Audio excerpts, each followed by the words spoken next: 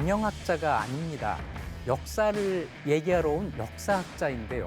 제가 감히 비즈니스에 관련된 퀴즈 하나 드리려고 합니다. 기업이 할 수 있는 가장 큰 혁신은 뭘까요? 업종 변경. 전에 없던 제품의 출시, 사장님을 바꾸는 게 가장 큰 혁신 아닐까요? 네, 좀 비슷한 게 나오긴 했는데요. 기업의 가장 큰 혁신은 뭐니 해도 간판을 바꾸는 겁니다. 로고 바꾸고, 이름도 바꾸고, 상점, 식당도 마찬가지입니다. 그런데 이때 속은 똑같은데 간판만 바꾸는 이건 가짜 혁신이죠. 자, 오늘 제가 이야기할 역사 속의 사건은 속도 바꾸고, 간판도 바꾸고, 이름도 바꾸고, 다 바꾼 진짜 혁신, 거대한 혁신입니다. 바로 조선 건국입니다.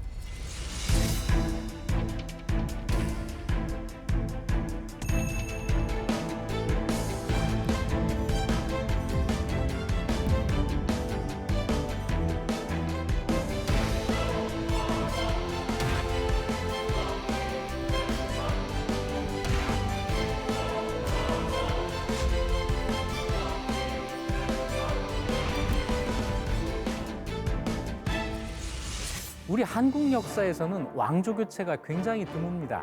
신라가 고려로, 고려가 조선으로 꼭 2번 왕조가 교체되는데요.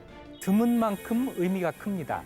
한국의 긴 역사 속에 왕조가 교체될 때 외부 침략에 의해서 기존에 있던 왕조가 망하고 새로운 나라가 세워지는 경우가 없다는 거죠. 중국사에는 이런 일이 많아요. 거란, 여진, 몽골 이런 외부의 침략으로 새로운 왕조가 세워졌지만 우리는 신라 사람들이 고려를 세웠고 고려 사람들이 조선을 세웠는데 자기 나라를 멸망시키고 새로운 왕조를 세운 이 사람들의 그 행동, 그것이 바로 혁신이라는 거죠. 자, 고려가 망할 때 14세기 후반입니다. 고려는 안팎의 위기에 처해 있었습니다. 바깥쪽을 볼까요? 중국에서 몽골족이 세운 원나라가 쇠퇴하고 명나라가 새로 등장합니다. 말하자면 고려를 둘러싸고 있는 국제 질서가 급격하게 변화한 겁니다. 고려는 여기에 적응해야 했는데 오랫동안 원과 관계를 맺고 있었던 고려가 새롭게 명과 외교 관계를 맺는다는 것이 쉽지가 않았던 것이죠. 둘째는 성리학이 들어오면서 그 이전까지 지배적인 사상의 자리를 차지하고 있던 불교가 성리학에 밀려나는 변화가 일어납니다. 말하자면 정신세계에 커다란 변화가 있었던 거죠. 게다가 고려는 이미 400살이 넘는 노인 국가였어요. 역사가 길다는 것은 힘이 되기도 하지만 자칫 짐이 되기도 합니다. 변화를 거부하는 관성이 생기거든요. 이 늙은 나라가 국제 질서의 변화라든지 정신세계의 변화 같은 뭔가 새로운 방법으로 해결을 해야 되는 이 어려움, 여기에 제대로 적응하지를 못해요. 위기죠. 아닙니다. 고려도 400년 이상 된 나라의 저력을 보여줍니다. 고려 왕조를 그대로 유지하면서 이런 변화에 대응하기 위해서 개혁을 앞장서서 주장하고 추진한 국왕이 있었습니다. 바로 이 사람입니다. 고려의 공민왕입니다. 공민왕의 개혁 정치는 국왕이 중심이 되어서 다시 얘기해서 위로부터 대응을 하는 것이죠. 자, 공민왕이 어떤 노력을 했는지 살펴보죠.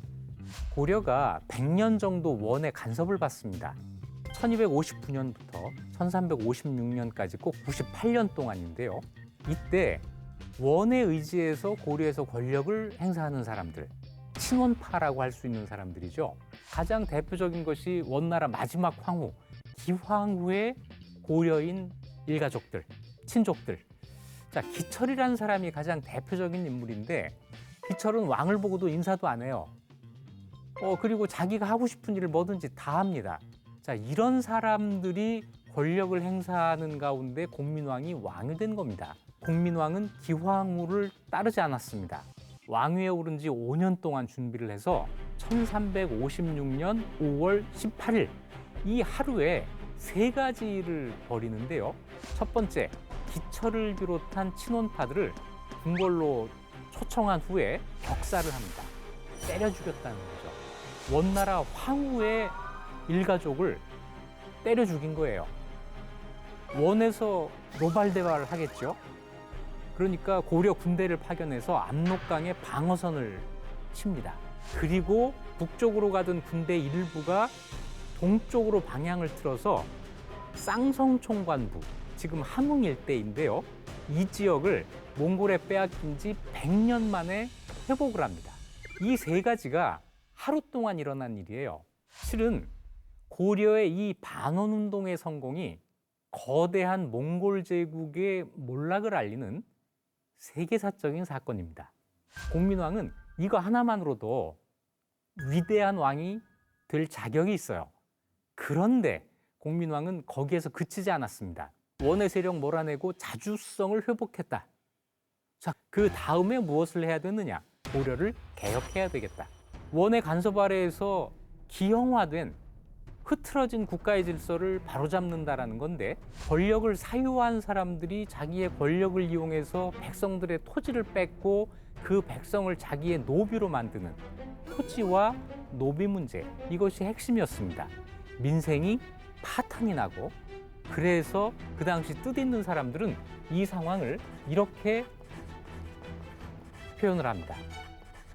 나라가 나라구실을 못한다. 요즘 말로 하면 이게 나라냐, 이런 말을 하는 것이죠. 공민왕도 여기에 공감을 했고 이 문제를 해결하기 위해서 개혁에 착수합니다. 빼앗긴 토지를 본래 주인에게 돌려준다. 억지로 노비가 된 사람들을 양인 신분으로 회복해준다. 이 지극히 당연한 개혁을 하는데 국왕이 나서서 그 일을 하는데 이게 잘 되지를 않습니다. 아주 오랫동안 고착된 부정, 부패, 이런 것들이 없어지질 않는 거죠. 왕이 10년 동안 노력을 하다가 10년 만에 나 혼자 못하겠다. 누군가를 등용해야 되겠다. 여러분이 잘 아는 신돈이라는 승려를 등용합니다. 공민왕이 신돈에 대해서 이렇게 표현을 해요. 2세 독립지인, 세상을 떠나 홀로 선 사람. 아무런 기득권의 연고가 없는 그야말로 혼자 서 있는 사람을 내가 크게 써서 개혁을 해야 되겠다. 그 당시로서는 대단한 성공을 거둡니다. 자, 이 개혁은 국왕이 주도하고 승려인 신돈이 앞장서서 하는 개혁입니다. 이 개혁이 성공했다면 고려 왕조도 더 유지됐을 것이고 불교의 영향력도 줄어들지 않았을 겁니다. 그러나 실패해요. 개혁에 반대하는 사람들이 반격을 합니다. 먼저 신돈을 모함해요. 신돈이 스스로 왕이 되려고 한다. 이런 소문을 퍼뜨려서 공민왕을 계속 신돈을 의심하게 만듭니다. 이간질을 한 거죠. 결국은 신돈을 죽입니다. 그런데 신돈이 죽으니까 이제 개혁에 반대하는 세력의 공격이 공민왕에게 직접 미쳐오게 되죠. 결국 공민왕도 살해당합니다. 자, 신돈의 죽음과 공민왕의 시해.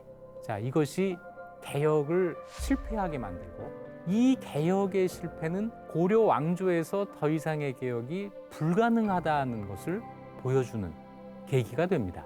의미 있는 실패죠. 그 상황에서 할 수 있는 최대한의 한계를 보여주는 사람. 그래서 그 상황의 한계를 다음 세대에 뛰어넘을 수 있도록 받침을 만들어주는 사람. 이런 사람이 역사 속에서 굉장히 중요합니다. 현재 기업에서도 아마 그럴 거라고 생각을 합니다. 성공보다는 실패의 사례가 훨씬 더 많을 것인데 그 실패가 그저 실패로 끝난 것이 아니라 그 다음에 더 큰 성공을 가능하게 하는 실패. 이런 것이죠. 그런데 공민왕에게는 역설이 있어요. 공민왕은 고려를 살리기 위해서 개혁을 시작했거든요. 그런데 자기가 시작한 그 개혁이 결국은 고려를 망하게 하는 것으로 결실을 맺게 됩니다. 역사의 수레바퀴는 불린 사람이 그 수레바퀴에 깔리는 일도 있어요. 하지만 이걸 회피하게 되면 역사와 대화할 수 없습니다. 공민왕이 죽은 다음에 공민왕의 아들이었던 우왕이 10살에 왕위에 오르는데 우왕을 왕에 올린 사람 이인임이라는 사람인데요. 이 사람이 권력을 장악하고 공민왕 때 이루었던 모든 개혁 정책을 뒤로 무릅니다. 반동기라고 하는 말이 있죠. 개혁의 반동기, 역사의 퇴보기가 시작이 된 겁니다. 혁신이 실패하면 퇴보하나요? 퇴보할 수도 있습니다. 왜냐하면 혁신이라고 하는 것이 모두가 응원하는 가운데에서 이루어지는 경우는 아마 적을 겁니다. 그 혁신이 실패했을 때 그 다음에 나오는 이야기는 뭘까요? 그것 봐라. 괜히 한 거지. 그럴 줄 알았어. 안 하는 게 더 나았어. 혁신이 시작하는 그 출발선으로 가는 게 아니라 그거보다 더 뒤로 가게 되죠. 이때 실패한 혁신이 의미를 가지려면 그 후퇴가 더 많은 전진을 위한 한계 보여주기가 되어야 한다는 거죠. 자, 개혁은 실패하고 상황은 더 나빠지고 이때 아주 놀라운 선택을 한 사람이 있었습니다. 그 사람을 다음 시간에 만나보겠습니다.